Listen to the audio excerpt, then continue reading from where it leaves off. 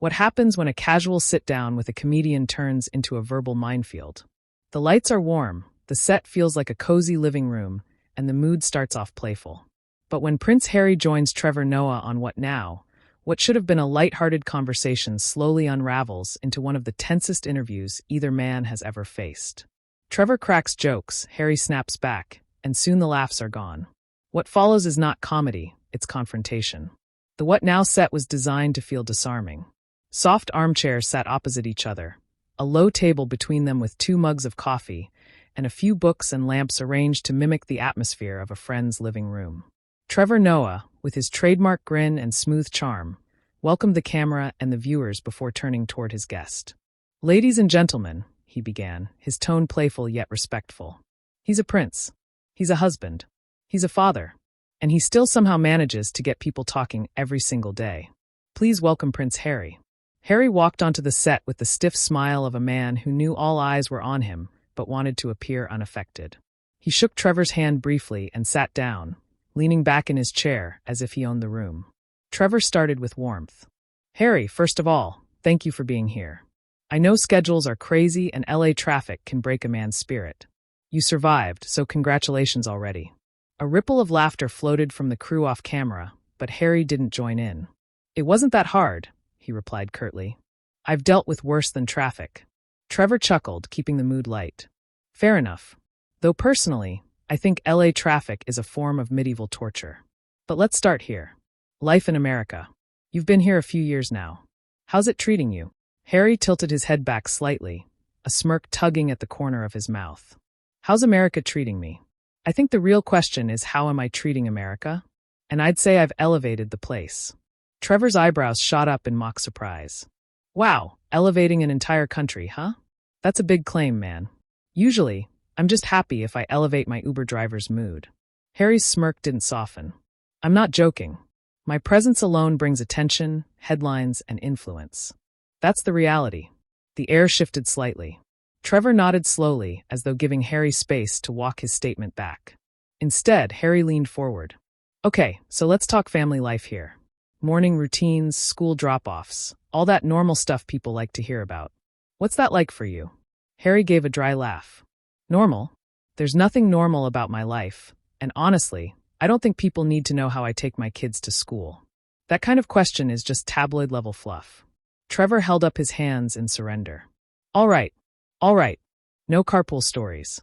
But, people do like to connect with the human side of public figures. Like, if I tell people I still burn toast every morning, suddenly everyone thinks I'm relatable. Doesn't mean I'm less of a comedian." Harry shrugged. "Maybe you need to be relatable." "I don't." The crew shifted uncomfortably. Trevor gave another half-smile, determined to steer the interview back. "Got it. Let's shift gears then. Growing up in the royal family, it's obviously a world most people can't imagine. When you look back at that, what do you see?" Harry's eyes narrowed. "I see a gilded cage. People think it's all palaces and privilege, but really it's control, pressure, and no freedom. A miserable way to grow up." Trevor's expression softened. "That sounds heavy, man. And I think people sympathize with this, but at the same time, some might say you've benefited hugely from that system, too. Opportunities, connections." Harry cut him off, his tone sharp. "So what? I was born into it. That doesn't mean I owe it gratitude. If anything, I owe myself for surviving it." Trevor blinked once, then forced another laugh. "Well, I don't know about you, but I owe myself a lot of money if that's how it works. I survived public school lunches." The crew laughed again, but the tension lingered. Harry didn't crack a smile. Trevor pressed on carefully. "Let me ask this.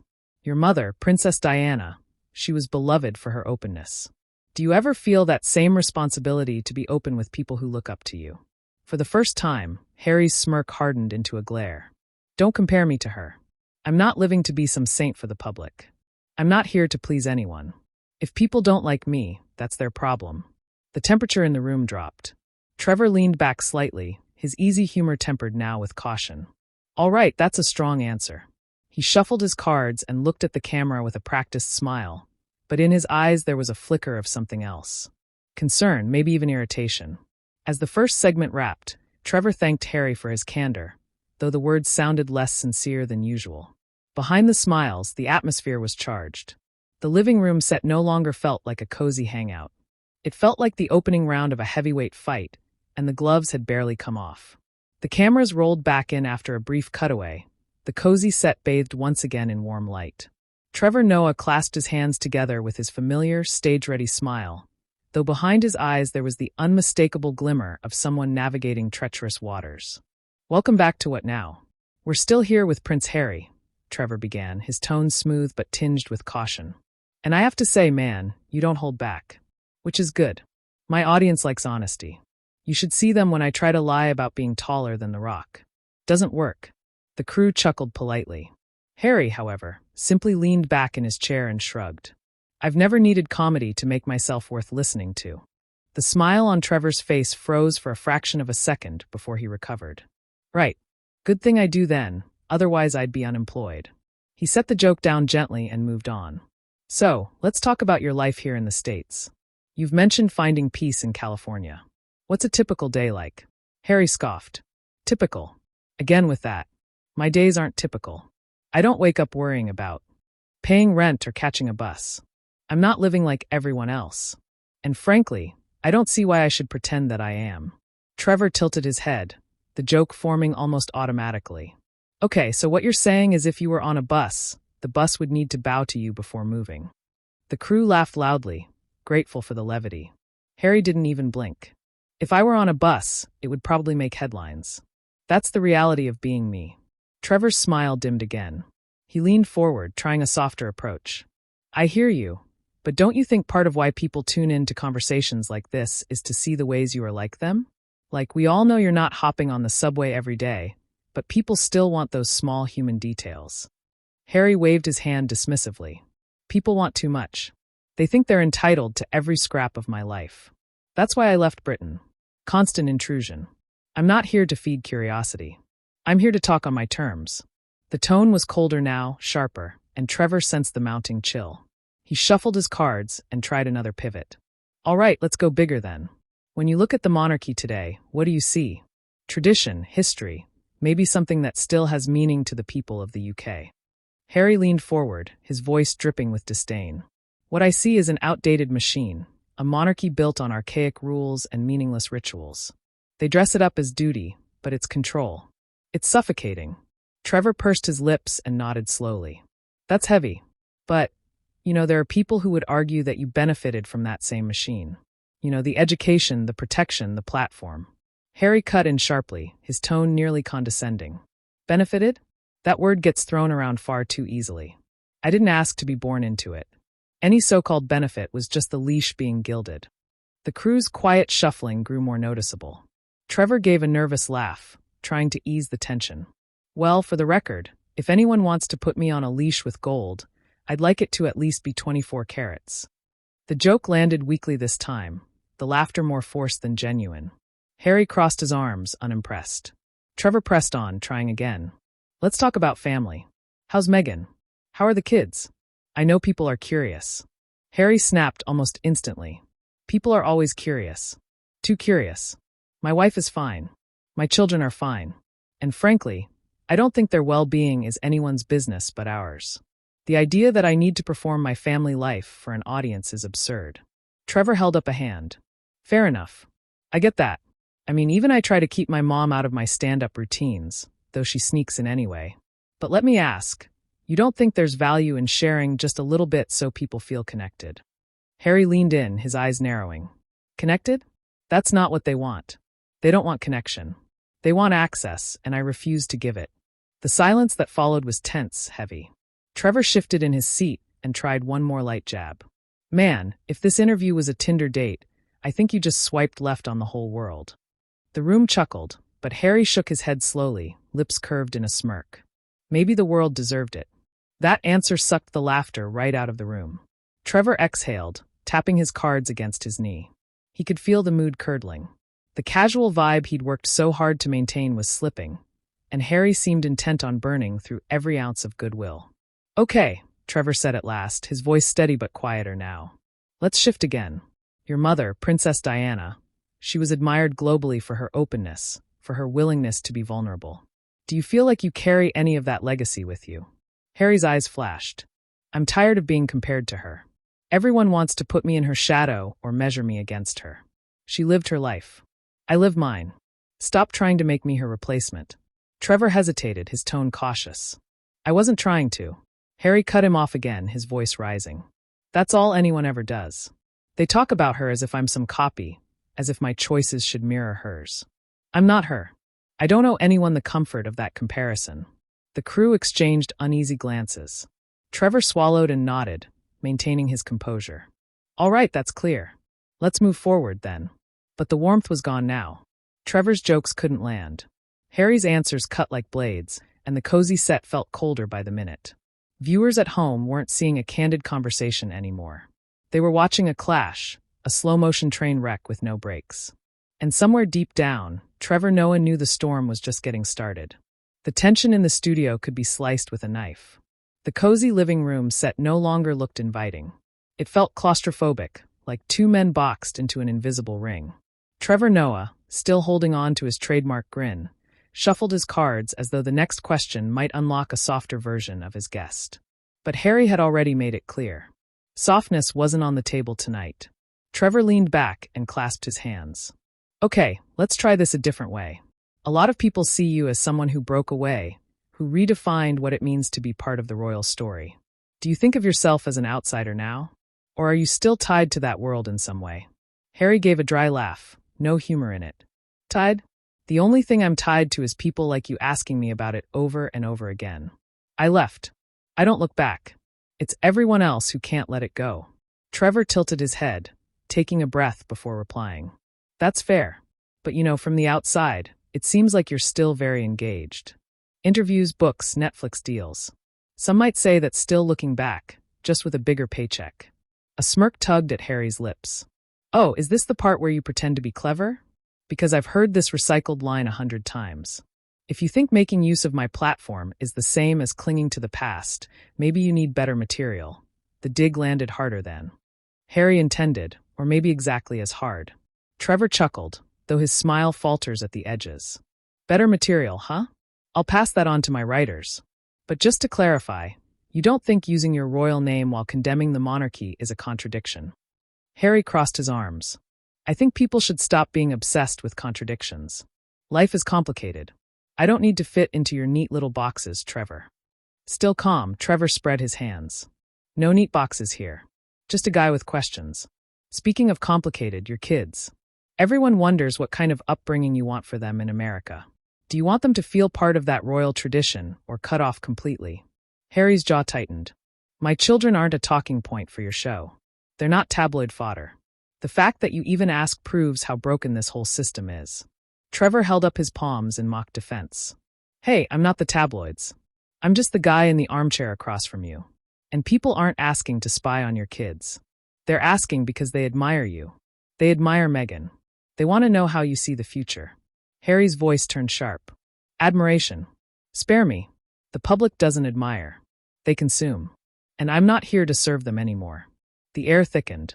Even the crew had stopped moving around the edges of the set, eyes darting nervously between the two men. Trevor forced a light-hearted grin. Man, if I talked about my mom like that, she'd be in the comments section roasting me. But let's pivot. Meghan, how's she doing? How are you both balancing this spotlight? Harry rolled his eyes. There it is. The Meghan question. Because obviously I can't exist without her, right? Every conversation circles back to her like she's the only thing people want to hear about. I get it. She's glamorous. She's headline-worthy, but I'm not her shadow. Trevor gave a soft laugh. Honestly, most husbands would kill for that level of press. If my partner had that spotlight, I'd ride it straight to free Netflix subscriptions. The crew chuckled weakly, but Harry leaned forward, voice firm. It's not funny. You joke, but you have no idea how suffocating it is. Meghan and I were constantly dragged into the spotlight, whether we ask for it or not. Trevor nodded slowly. I hear you. I really do. But from the outside, it sometimes looks like you lean into it. The Netflix series, the podcast, it's not exactly disappearing into the background. Harry's smirk returned, colder this time. So now you're lecturing me on how to live my life. Let me guess. You think I should just fade quietly into obscurity because it makes everyone else more comfortable? Trevor smiled thinly. He spoke carefully, but his voice carried more weight now. Not at all.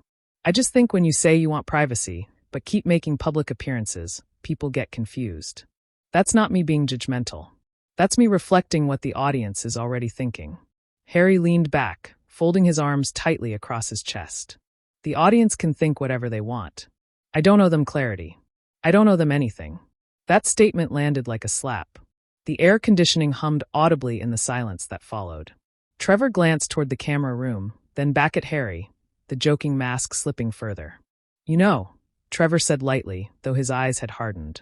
I thought this would be fun.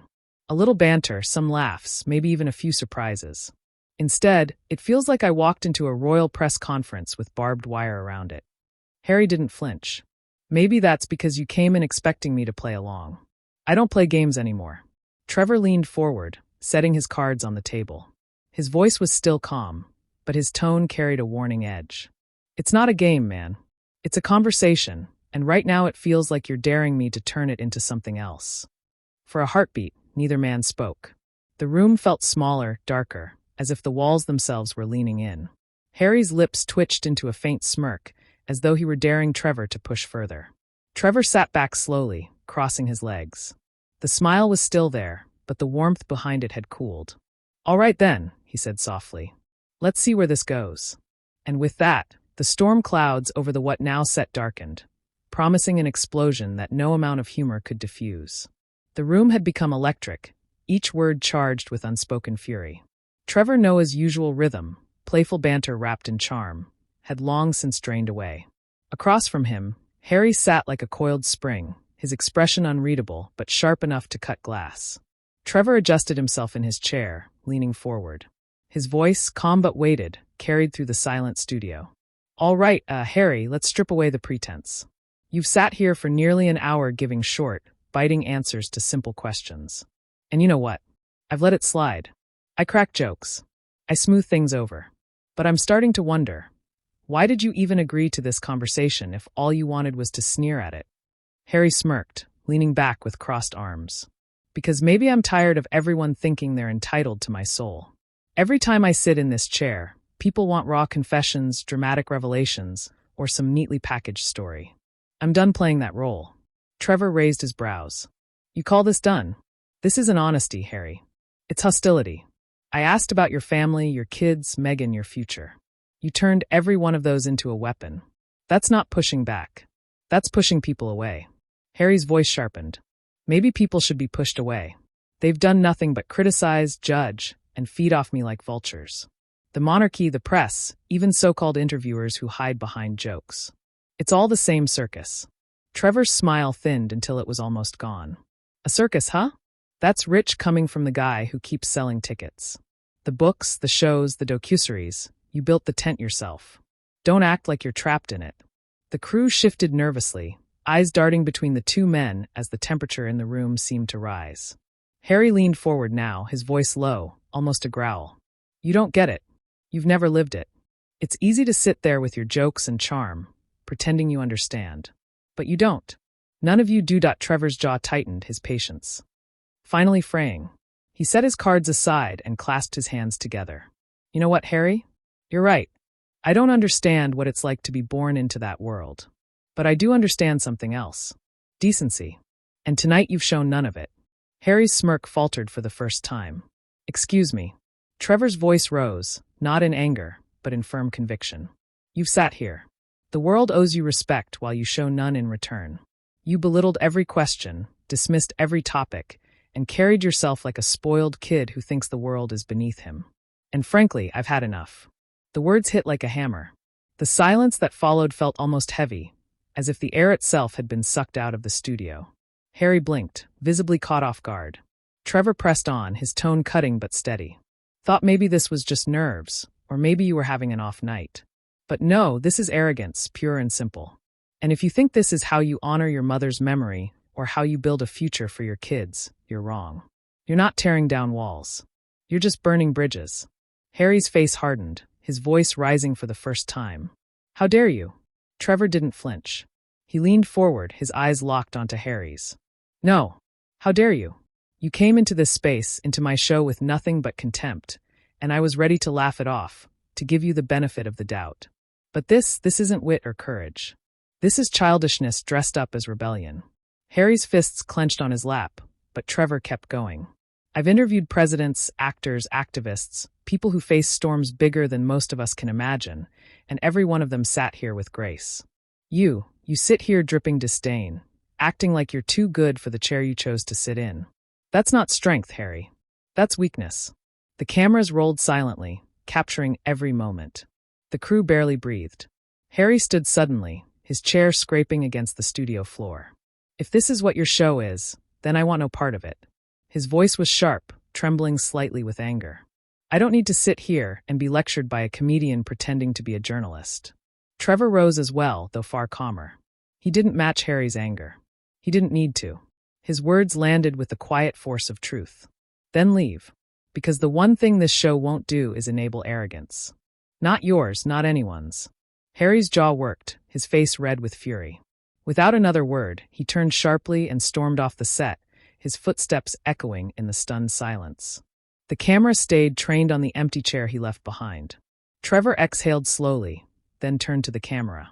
His expression softened, but his voice carried a note of gravity.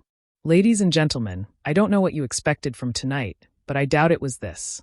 Interviews are supposed to be conversations. What we got was a wall, and I won't apologize for calling that out. What I will do is apologize to you for wasting your time on someone who clearly doesn't value it. He gave the faintest shake of his head, then sat back down, the weight of the exchange settling over the studio like a storm that had finally broken. The feed faded to black, leaving viewers everywhere stunned, replaying the confrontation in their minds. Harry had come to tell his story. Instead, he had walked away with none. If you were shocked by this dramatic showdown, don't forget to hit the like button, subscribe for more explosive stories, and tap the bell so you never miss the next unbelievable interview moment. Trust me, you won't want to miss what's coming.